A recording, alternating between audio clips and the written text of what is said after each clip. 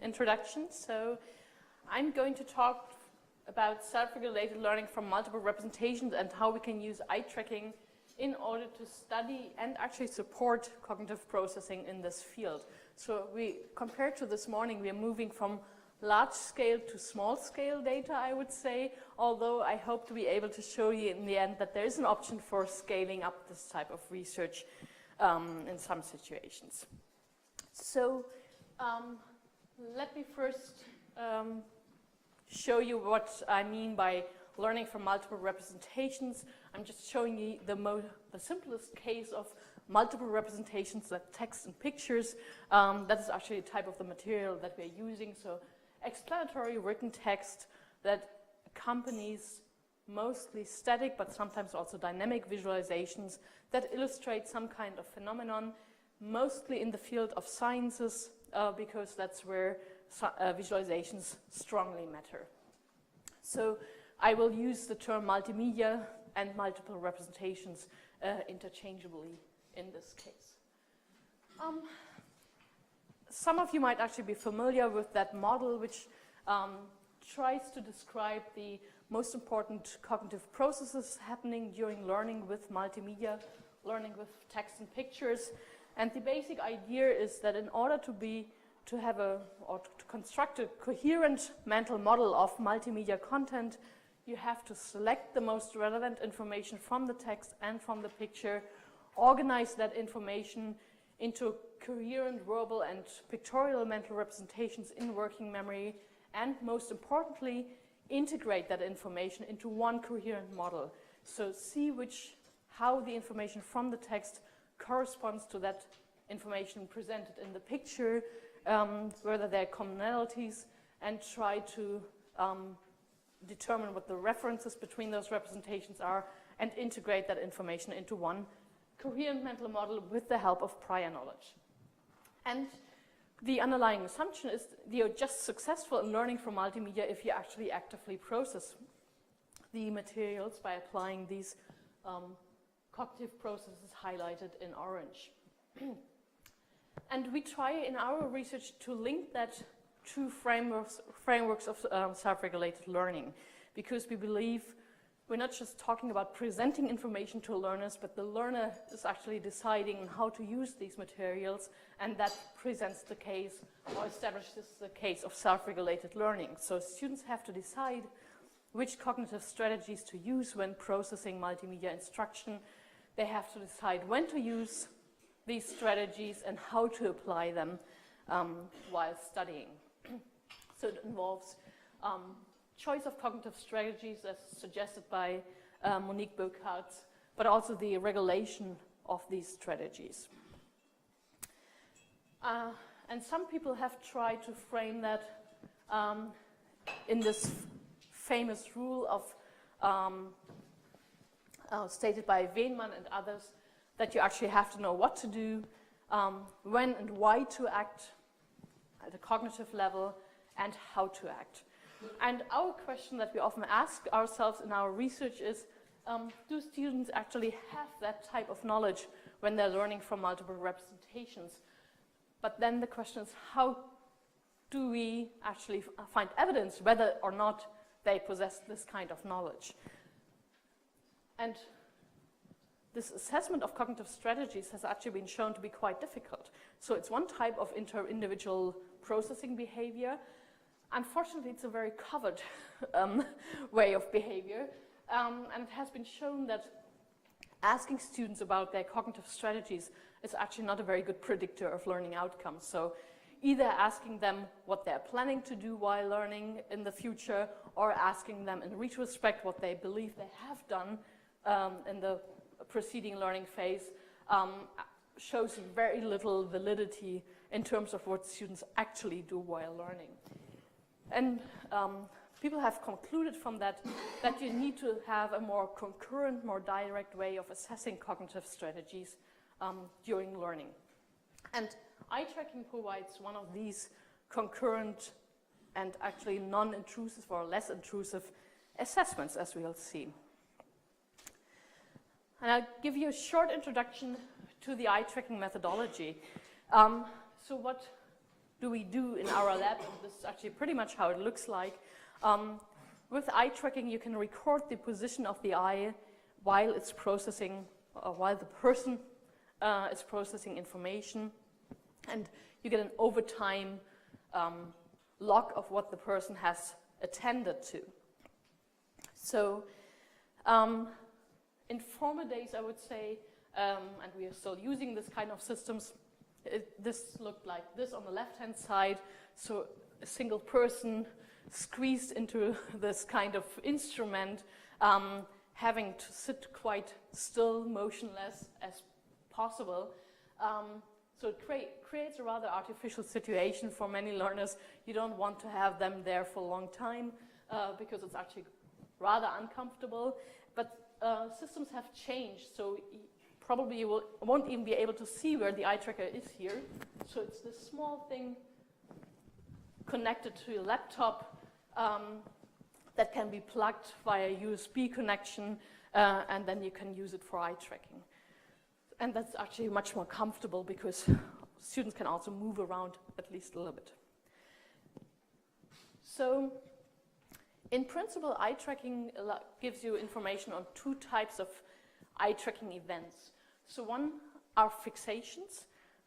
That's the time where the eye is relatively motionless and located more or less at the same position for a longer period of time. So that's when information intake actually takes place. So during reading, when you fixate a word, it means that you're actually processing that word.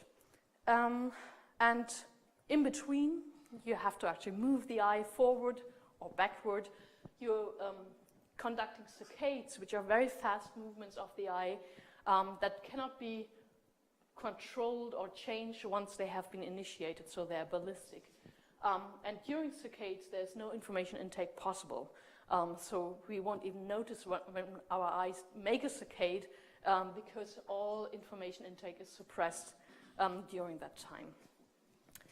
And those two types of events, there are a couple of more events, but I'm not going to talk about those, can be interpreted in different ways. So the most straightforward interpretation of eye movement data is that they say something about a person's visual attention distribution. So, for instance, when you're looking at saccades, or also the frequency of fixations on a screen, you know something about students' visual search strategies or also intensity. So when you have very large or long saccades, that means a person is scanning a page. When we have a very frequent fixations on a screen, that means that there's intense visual search going on that screen. Whereas the fixation location says something about what kind of object you're actually attending to, where your visual attention is at that moment. For our purpose, more important, often at least, is the fact that the eye movements can reflect cognitive processes. And this is the famous eye-mind assumption established by Justin Carpenter in the reading research community, saying that what you're actually fixating at a given moment is what you process in your mind, what you think about. And also how long you're fixating these objects says something about how long you're thinking or reasoning with that information that you've been presented with on the screen. And the scan path, so the sequence of fixations on a screen, gives you information about the sequence of information processing. There are all kinds of limitations to this very basic assumption, but in general it has been shown to be, eye tracking has been shown to be a valid indicator of a person's cognitive processing. And this is not just true for humans, but also possibly for animals as well. So there have been studies recently doing eye tracking on dogs and on chimpanzees, actually, and you can see the comparison between eye movements of human subjects and chimpanzee subjects looking at different types of pictures, and they are very similar to us, or we are very similar to them, also in our visual attention distribution. But looking at eye tracking in multimedia research, there are a variety of functions eye tracking can play in this field.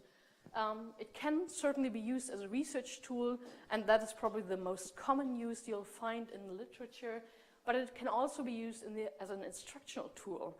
And I'll give you one example later on how to do that.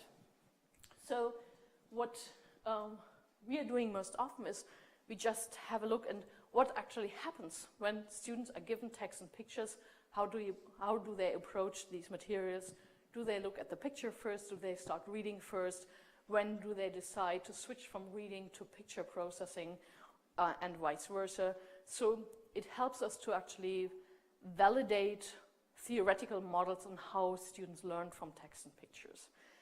It also helps us to find explanations when something has gone wrong. So what we often see is that during multimedia learning, some students will be very effective during learning, whereas others are not. And often these differences in learning outcomes are tied to a specific processing behavior. And also, it helps us to test how certain interventions work. So if you have the idea that a certain intervention that you use in order to improve multimedia learning, this intervention might actually change the way students will attend to the picture. You can actually directly test that using eye tracking. And it's also been used to couple eye tracking with other forms of assessment. So for instance, with verbal reports, to see or to use the eye tracking data, the video that eye tracking generates as a cue to then ask students about their processing during a verbal report session. This is how eye tracking can be used as a research tool. As an instructional tool, we've recently started to design adaptive learning environments where the system automatically checks and assesses whether, for instance, a person has sufficiently studied the text on a given page, whether he or she attended to a sufficient extent to the picture, and also attempted to integrate text and pictures to a sufficient extent. And that system will actually automatically and online analyze that data and then give students feedback by prompting them, okay, I just saw you haven't read the text properly, please go back to the text and reread it again, or please pay more attention to the picture. This is in its developing stage. It's still in its infancy. Technically, it's quite challenging, so we are still working on that. But another example I'm going to show you is actually to use eye movement modeling. So basically, that means to use the eye movements of an expert learner and show that to novice learners as a way for instruction, to instruct them about how to learn from text and pictures. And what I'm going to do is I'm going to give you one example where we used eye tracking to test our assumptions on how certain interventions work, and I'm going to show you some examples on eye movement modeling. But before that, I would like to give you an idea what is the maybe common ground in terms of students' cognitive strategies while learning from multimedia using eye tracking. And what has been found there is, unfortunately, students pay a lot of attention to the text when being confronted with text-picture combinations, but they usually ignore the pictorial information, which might be unintuitive because many people always say, oh, the picture is attractive. People will certainly have a look at the picture. Unfortunately, that's not the case for instructional materials. So there's an over-reliance on text at the expense of picture processing, and moreover, students do not seem to integrate information from the text with that information from the picture. So what you usually see is intensive reading of the text and then maybe separate processing from the picture, but very few attempts to actually find which information from the text is corresponding to which information from the picture. This is actually data from a study from Lucia Mazon, where she looked at fourth graders reading one page of a science text, and what you can see is that she identified two different groups of learners called low and high integrators. The low integrators basically focus on the text, as you can see. So this is the scan path of reading the text, and you see very few fixations, so very few red dots on the picture for those students, and very few saccades, so red lines connecting these dots between text and picture. Whereas the high integrators, you see that the information is processed much more intensively, and there's also many more saccades between the text and the pictures. And what is interesting about, and that actually confirms this idea that integration of text and pictures is most pivotal to understanding multimedia materials, is that this behavior of the high integrators is actually linked to better learning outcomes. So when we take this information that students often do not sufficiently integrate information from text and pictures and ignore the pictures as our starting point, then we also know that we have to design some kind of cognitive guidance in order to improve that kind of processing behavior. And in principle, there have been two types of interventions. One is to redesign the materials in a way that will nudge students into better integration of text and pictures and more intense picture processing. And the other one is to give students processing instructions, tell them or prompt them to actually attend more to pictures and to integrate more often. And the things that I'm going to present now are actually two examples from the second kind of intervention, so giving students processing instructions on how to become more successful multimedia learners.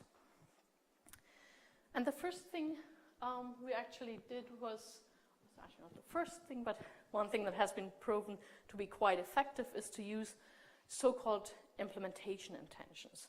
So implementation intentions are a construct that we borrowed from motivational, volitional research. And an implementation intention is a very concrete action plan that you build in your mind and that then guides your action. It has, for instance, been used very successfully for people who want to lose weight or engage more in sports after work. You would then form the action plan. If I come back from work, I actually grab my sports bag immediately and go to the gym. And these are very simple plans, but they're extremely effective in making sure that you actually reach your goals. So just having a goal, I want to lose weight or want to do more sports, is actually not sufficient for action for performing these actions, but you really have to want to do it and make a concrete plan on how to achieve your goal. And that's what implementation intentions support. So they always have this if-then structure, and they specify the situation in which you have to act in order to achieve your goal, and link it to a specific behavior that is conducive for that particular goal. So for instance, for the multimedia context, we formulated implementation intentions like the one that you see here. If I've read a paragraph, then I will search the picture for the contents referred to in the text. And the mechanism underlying implementation intentions is that this actually creates automatic behavior. So students do not need to monitor whether they have read a paragraph or not, or whether they come home from work or not, but immediately if they are in that situation, the idea is that this situation becomes immediately activated and will trigger the behavior that is linked to that kind of situation. And our question, so I should say implementation intentions are extremely effective in a variety of domains. As I said, health behavior. There's quite a bit of research testing their underlying cognitive mechanisms, what I just described. They're associated with medium to large effect sizes in meta-analysis, so it's an extremely effective intervention. it's been hardly used in education, unfortunately, so far. And that's what we actually wanted to do. We wanted to try, does this work in a learning scenario?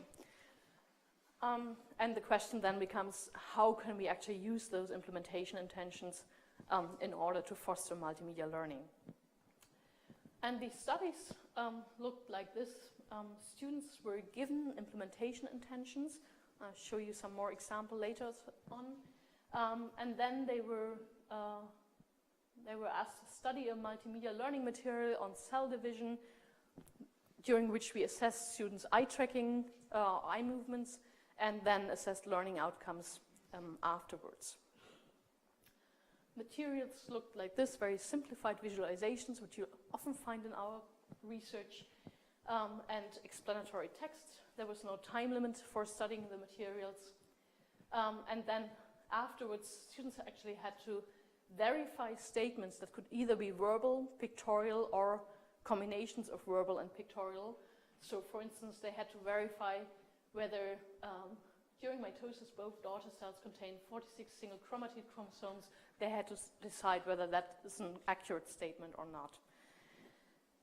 I'm skipping that and actually using the design of the study because it's unfortunately very complicated, and if you ever want to do eye tracking research, don't use such a design. Maybe don't use such a design at all. It was quite a bit of work, and my PhD student still doesn't like me for that, I believe. So we were interested first in the question, what kind of implementation intention to use? Because in the context of multimedia learning, we know text processing is important, picture processing is important, integration of text and pictures is important. You cannot accomplish that with just one implementation intention. So we actually compared implementation intentions that ask students to focus more on the text versus implementation intentions that ask students to focus more on the picture, and also implementation intentions that ask students to integrate text and pictures. But if you believe the multimedia learning literature, you would actually say, well, none of them is sufficient in isolation. In order to be a successful learner, you have to attend to text, picture, and integrate. So we actually had one group called the combined groups, where students received 3 implementation intentions: a text, a picture, and an integration implementation intention. But then we have the problem, we have 1 implementation intention in some groups, 3 in the others. So we decided actually to vary the number of implementation intentions at the same time by also giving students in some groups 3 text implementation intentions, 3 picture ones, and 3 integration implementation intentions. Which is why we have this 2x3 design, plus the combined group, plus a control group that learned without implementation intentions. Yielding 160 university students, all done with single sessions eye tracking. That's why he doesn't like me. And I like to use this Bart Simpson picture for a very specific reason. First of all, it gives me the chance to actually show you some more of our implementation intentions that we used. So this is actually the implementation intentions from the combined condition. So students had to internalize these 3 implementation intentions. If I've opened a new page, then I will carefully study the heading first. If I'm looking at a picture, then I will search for its central elements with regard to content, and the one that you saw before. If I have read a paragraph, then I will search the picture for the contents described therein. And similar to Bart, our students have to copy-paste those implementation intentions before they start learning. So they have to write them down in this study actually only 2 times, and then to build a picture, imagine how they are using these implementation intentions during learning. We have done studies where we asked to copy-paste them 5 times. Not a good idea. Students then don't like you. This is a bit of a complicated results graph, but it actually, I will lead you through it. So what you can see down there are the experimental conditions, and you see the mean accuracy for the verification items in the post-test. And what we find is, first of all of the implementation intention conditions are more effective than the control conditions. So in general, implementation intentions help learning. The best condition is the combined implementation intention condition, which makes sense because there we support a wide range of different types of strategies, text and picture processing, and their integration. We'd initially assumed that maybe having 3 types of implementation intention of one sort would be better than having just one, because also that can support a more flexible use. But what you can actually see here, although it's just marginally significant, is that having 3 implementation intentions of the same type, so these are these orange bars, is actually detrimental to learning compared to having just one. Which may have to do with the fact that they might interfere with each other. So imagine you're pointing a student towards attending the heading of the text, then they attend to the heading, then they get another situational cue, do something else, so they're switching behavior maybe too often and more than we actually wanted them to do in that study. More interesting for the present context is what we did with the eye tracking data.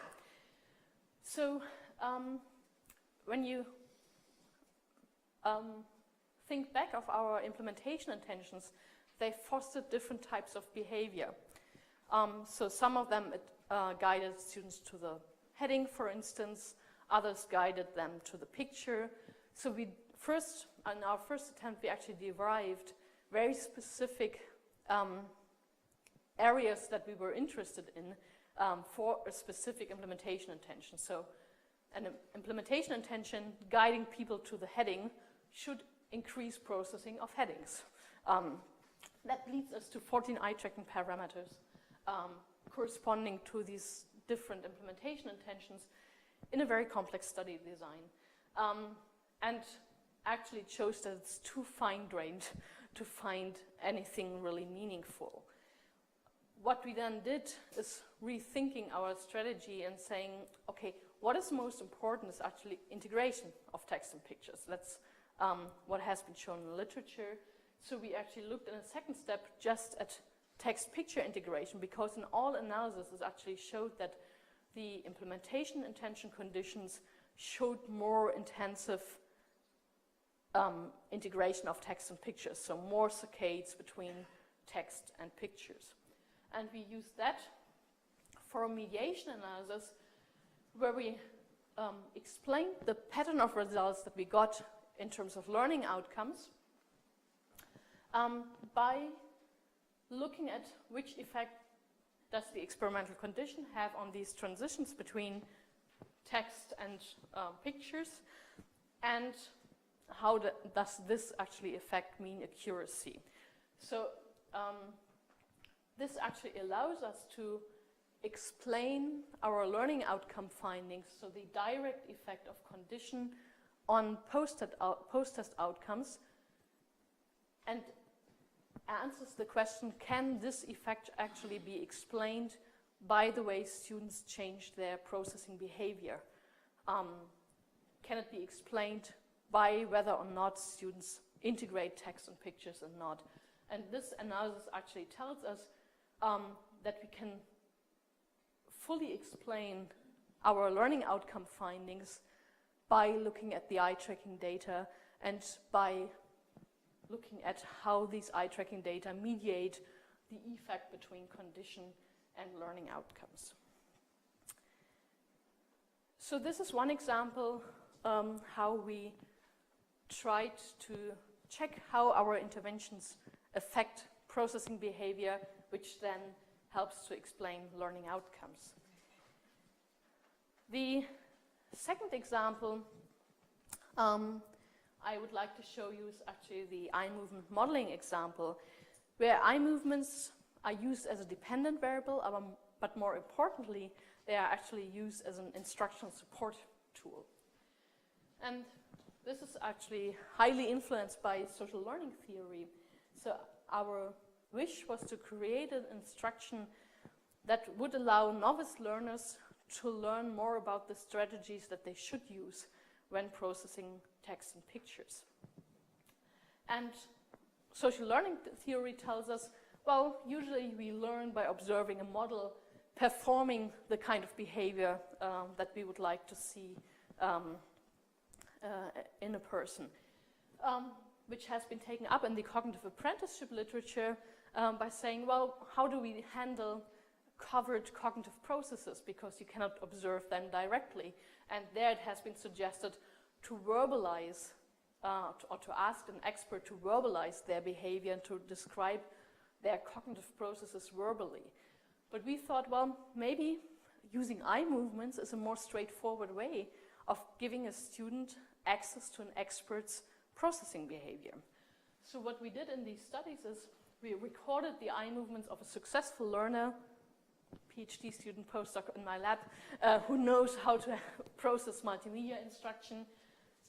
These eye movements are then superimposed onto the learning material so that you see how a person is scanning the material, and we use that as an instructional video to model strategic behavior. And this is actually an approach that has been shown to be highly successful for supporting problem solving, for helping students perform complex classification tasks, for instance, in medical diagnosis or classification of biological objects, but it has also recently been shown to help students acquire better strategies for learning from multimedia materials.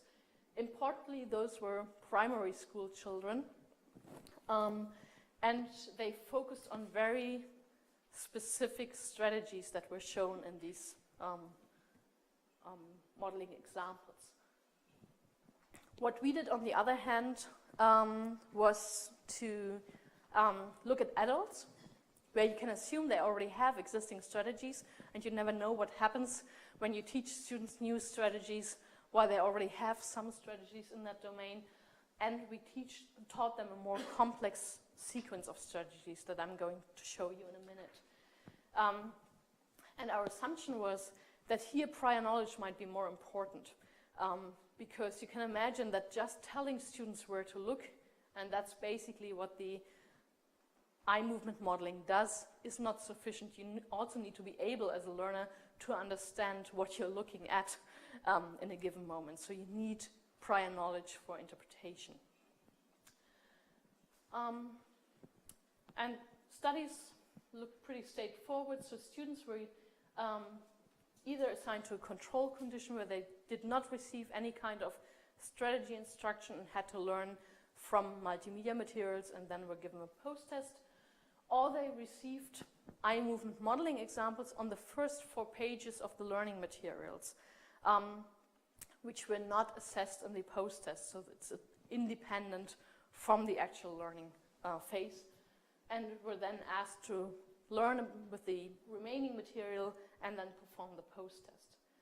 And we're going to show you this. This is an example of what students would see, and there are a variety of strategies. So attending to the heading is important. Then first have a look at the picture, which has been shown to be effective.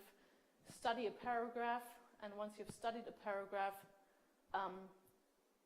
go to the picture and try to find that element from the paragraph in the picture, go back, read the next paragraph. So it's a very complex sequence of actions, and the students don't receive any verbal explanation along with that video. So they only see that video as a way of learning about what they're supposed to do.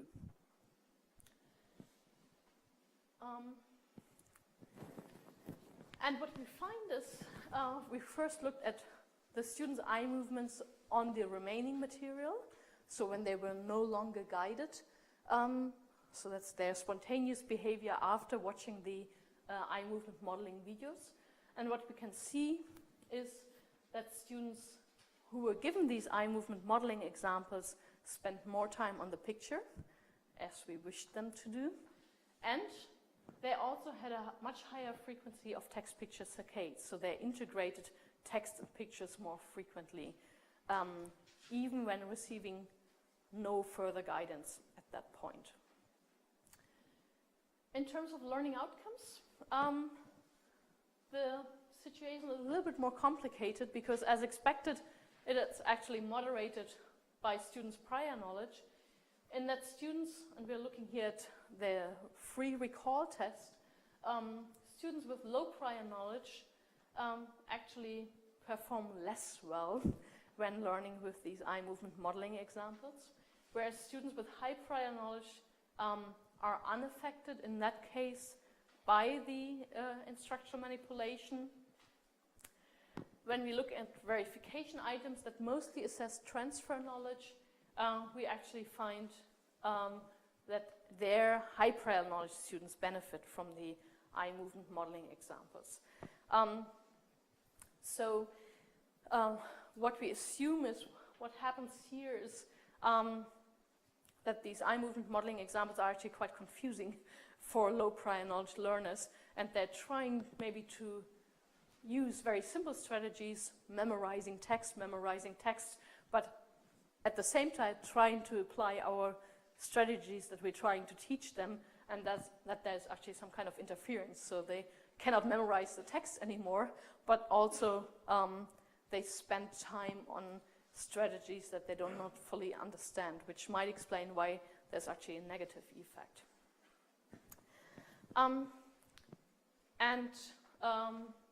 That's actually the pattern that we expected to be more likely, that students who are shown where to look require prior knowledge in order to interpret what they are actually looking at, which is why these high prior knowledge students more strongly benefit from that task. And for time reasons, I'm going to skip that one. Just as a reminder, there are a variety of uses for eye tracking in multimedia research, but certainly in all kinds of different research where you give stimuli to students and where you're interested in getting some kind of information about their visual or cognitive processes. Just some words of warning, picking up eye tracking as a research strategy. We talked about this morning as well. It's a long way to get there. We've bought our first eye tracker in 2005. The first paper was actually published in 2010. It is plug and play on a technical, from a technical perspective. These systems can be handled quite easily from a technical point of view, but you can run into all kinds of conceptual problems if you don't have any background knowledge on what you're actually doing. So, for instance, there's something called central fixation bias. As soon as you put somebody in front of a screen, the person will look at the center. And if you put information in there and then find, oh, people are all attending to the center, yes, that's what I wanted, it's actually because of central fixation bias. So it's an artifact of what happens. Materials and study designs should be adjusted to the fact that you do eye tracking. Designs with 160 students, no, better not. Also, using dynamic materials is a problem, or at least challenging. Long learning sessions are a problem, so you really have to know what you want from your eye tracking and then design the study accordingly. Stats are often more difficult to obtain and analyze because standard methodological procedures usually cannot be applied because all kinds of assumptions are violated. This data is usually not normally distributed. There are lots of missing data where the eye tracker loses the contact to the eye and does not record, and so forth. So it's not that easy. But it still can give you lots of important insight, I should say. Just as maybe as an outlook, because I was thinking about that, and that's a slide that's not contained in the set of slides that I sent or you distributed.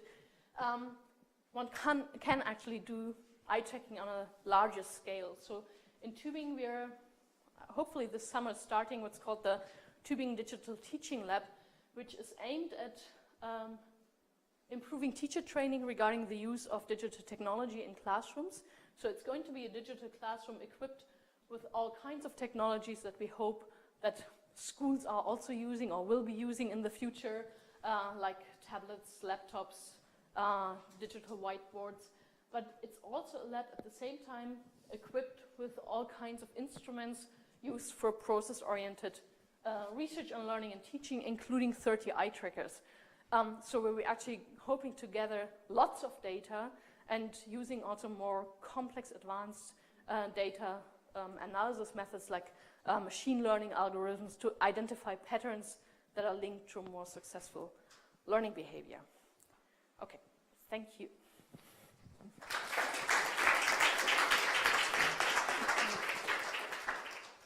Thank you so much for the presentation. It's fascinating.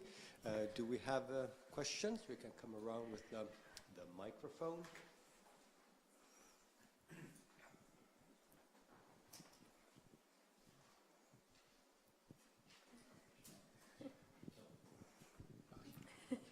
Thank you very much, Katharina. Can you just talk a little bit about how you actually analyze the eye tracking data and what you focused on? Because I know that can be very complicated and you can get masses of data with very few people.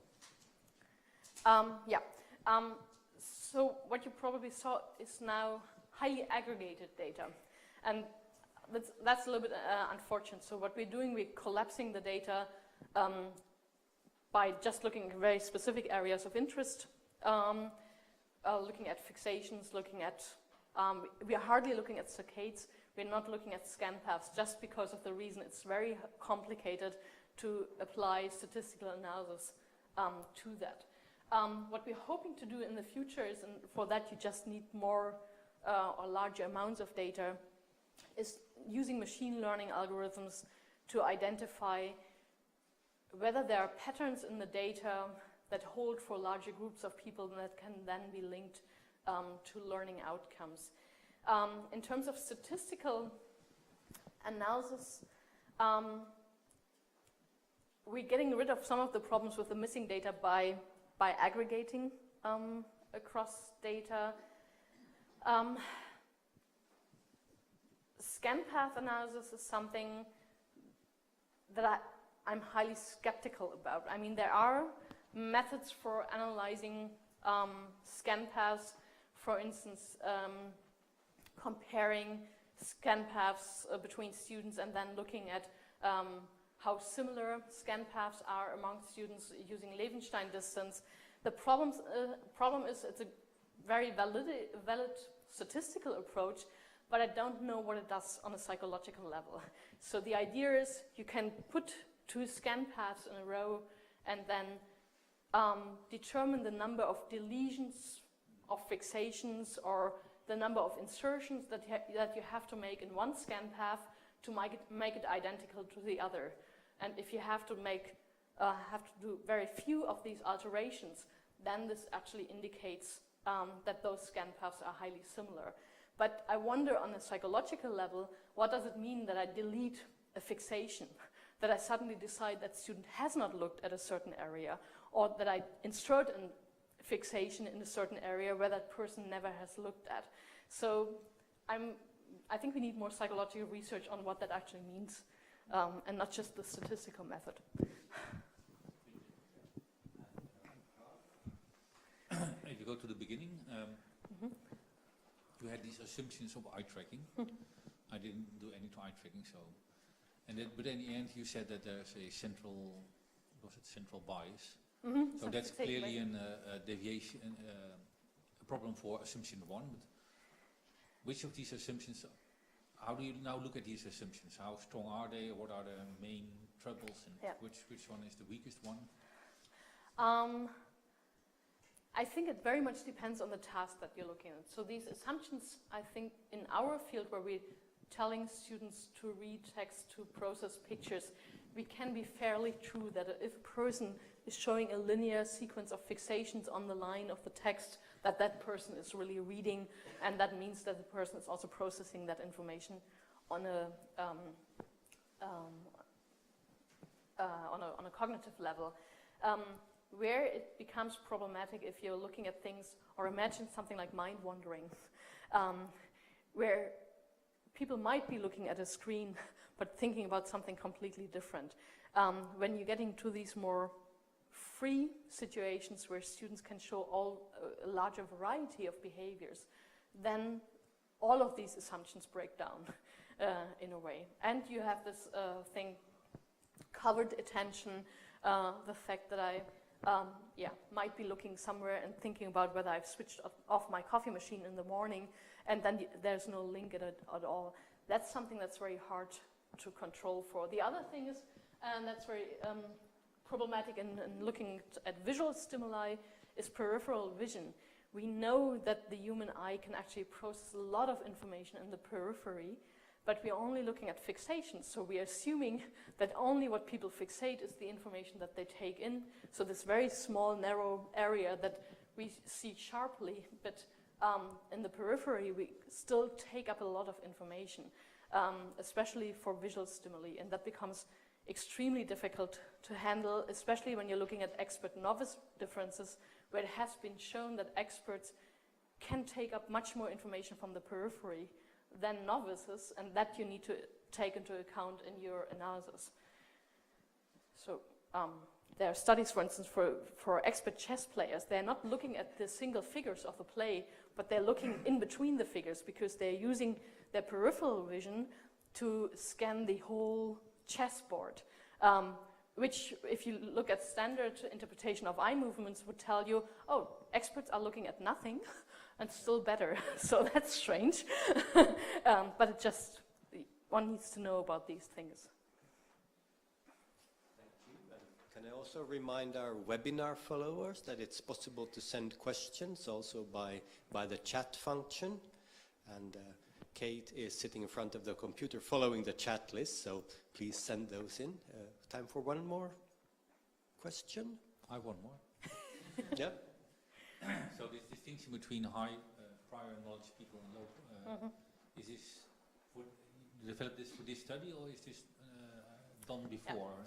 Yeah. No, that's always a problem that we have. We don't have an absolute reference point. We are only looking within the sample of students that we have. We are assessing their prior knowledge, and then we are actually not making any group assignments saying those have low and those have high prior knowledge, but we're using prior knowledge as a continuous variable and predictor in our analysis. But it's only relevant, or the definition is only related to the sample that we have but it's not at a given moment. The case that is learning by modeling is more effective with older children than with younger children, for instance? Or? That we don't know yet. I mean, what we see is from those very few studies that do exist, is that the effects for younger children are actually much more consistent than the effects for young adults that we're getting with the high school students. So there might be something about age and also pre-existing strategies that affect whether you are effective